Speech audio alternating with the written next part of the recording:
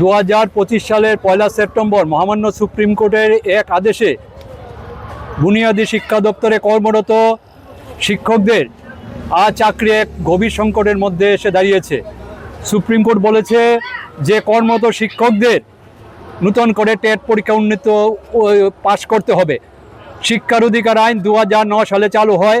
এই আইন চালু হওয়ার পরবর্তী সময় যারা নিয়োগপ্রাপ্ত হবেন তাদের টেট বাধ্যতামূলক, এতে আমাদের আপত্তি নেই। আমাদের বক্তব্য হলো যারা শিক্ষার অধিকার আইনের পূর্বে যে শিক্ষা নিয়োজিত হয়েছেন চাকরিতে ওনাদের যাতে টেট থেকে অব্যাহতি দেওয়া হয়।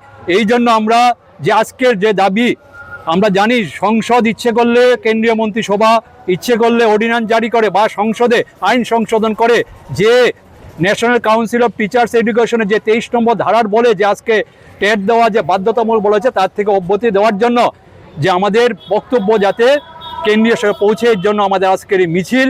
এরপরে প্যারেড চুমুনিয়া পথসভায় মিলিত হব।